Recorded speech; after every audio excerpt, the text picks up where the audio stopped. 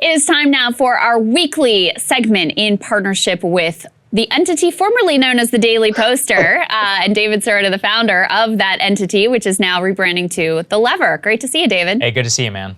Good to see you both. Talk to us about the name change first, then we'll jump into the substantive story you got here.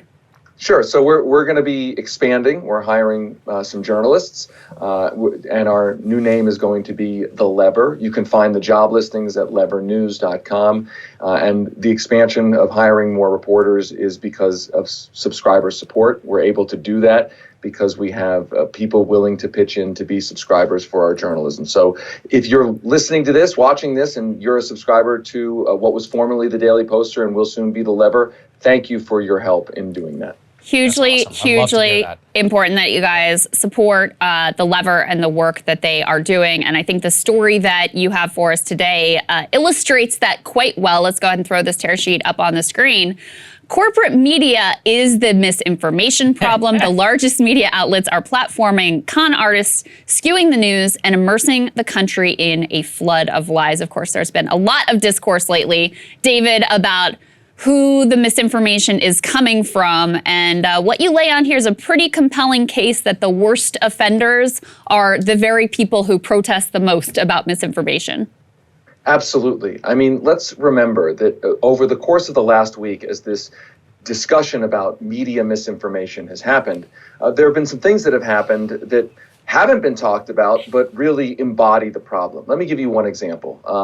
NBC News just announced that it is hiring for across all of its platforms a guy named Stephen Hayes. He is a conservative pundit, and he is most famous for, or infamous for, publishing a book that platformed the biggest, most salient lie leading America into the Iraq War. He published an entire book about the alleged connection between Saddam Hussein and al-Qaeda, a connection that didn't exist, that was thoroughly debunked, but that was used to push America into the worst foreign policy disaster in modern history. And so he did that and is now being rewarded during a time of heightened fears about potentially a war with Russia and the like. He is being platformed, rewarded for that, with a huge platform on one of the largest news networks in the country.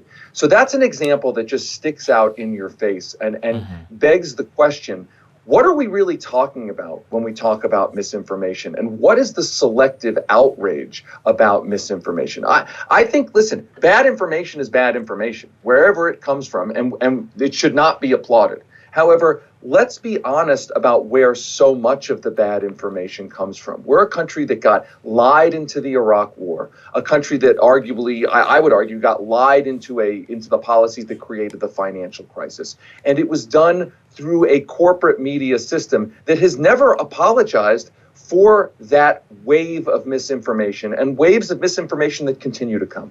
Yeah, I mean, this is the central problem, which is that how can they decry misinformation when they've been the purveyors, continue to be purveyors? And David, I mean, can you explain this to people who are more left-wing? I would say that this is always where you see the biggest pushback. But you were on our show talking about the media's treatment, for example, of like the Build Back Better plan and others. Put it more in terms that are outside of our culture war. The censorship situation? Or just misinformation, like Sure. in terms of how they portray different things and how that affects public debate. Sure. Listen, one thing you notice is that misinformation, the drumbeat about misinformation, notice that the criticism of it is the misinformation that exists outside of the corporate media sphere. And I want to be very clear. I don't think we should condone misinformation that's outside of the major legacy and elite media institutions. As I said, misinformation is bad across the board. But I think we have to understand that the reason why people distrust corporate media is because they have a reason to distrust corporate media. Let me give you another example from CNN. I mean, CNN, you've seen a lot of their officials go out in the last week praising their former, now disgraced, deposed president, Jeff Zucker. A lot of them praising him as some great hero. Right. Jeff Zucker oversaw the lionization of Governor Andrew Cuomo while Cuomo was covering up a nursing home massacre in New York, while Cuomo was shielding his nursing home donors from legal consequences for that. There was one report in Rolling Stone that one source alleged that Zucker was personally involved in those segments between Andrew Cuomo and his brother Chris Cuomo to sort of create that positive valorization of Andrew Cuomo. So again, my point is, what are we actually talking about when we talk about misinformation? And I think what we're talking about is, especially among liberals who purport to be concerned about misinformation, what you end up seeing is a lot of liberals are concerned about misinformation they don't like, but they are fine with the purveyors of misinformation that I guess they perceive serving their own partisan political interests. And my point is that all of the misinformation is bad. So let's be honest about where it's coming from.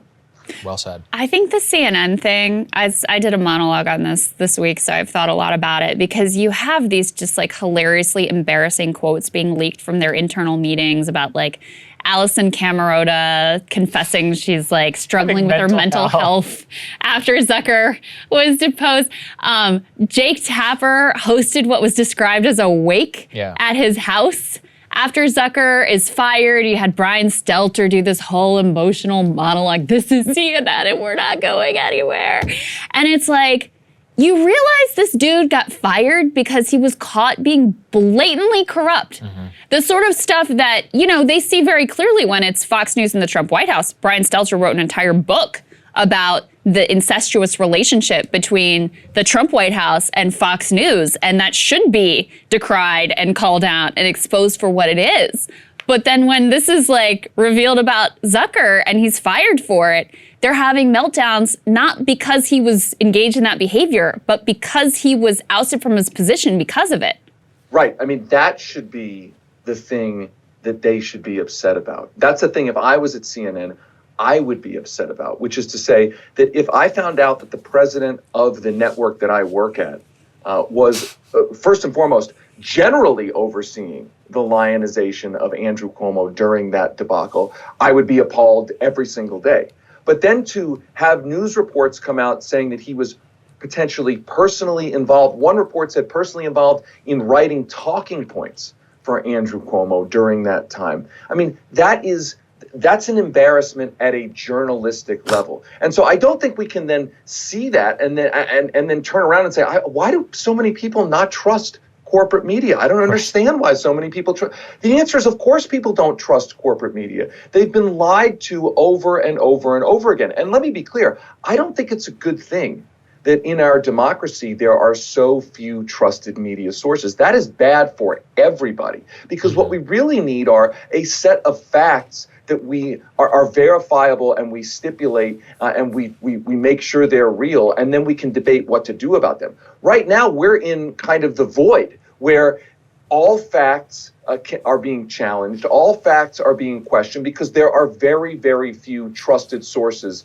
that the audience trust doesn't have an ulterior motive and isn't skewing the facts. I mean, this is why I say, you are an independent media outlet.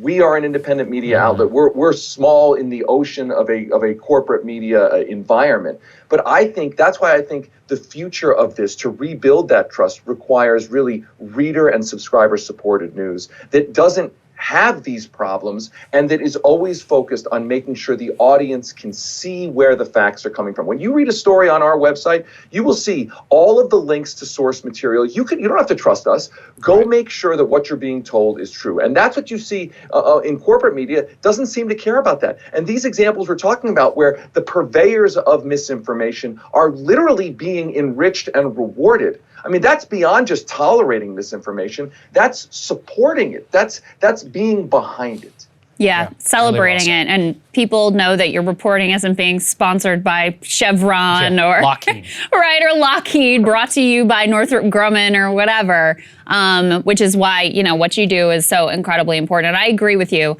I don't think CNN's going to have a new president now. Is anything going to be different at CNN? No, because their business model is exactly the same. And so the incentives that each individual person has, the incentives that the organization has, all push them in this same direction. So I think you're right that the only answer is sort of subscriber-supported, independent ventures, free of corporate influence that really don't give a shit about like the sort of access journalism that is the stock and trade of most of the folks here. So David, thank you so much. Great to have you. Thank you, David. Thanks to both of you. Absolutely. Our pleasure. And thank you guys so much for watching. We're going to have more for you later. Hey guys, thanks so much for watching. That's right. Just as a reminder, you can become a premium subscriber today. Watch the full show completely uncut, our reactions to each other's monologues. You get to listen to it. You get to ask us questions, all that good stuff. Link is right there in the description or at breakingpoints.com. Best of all, great way to say screw you to the mainstream media.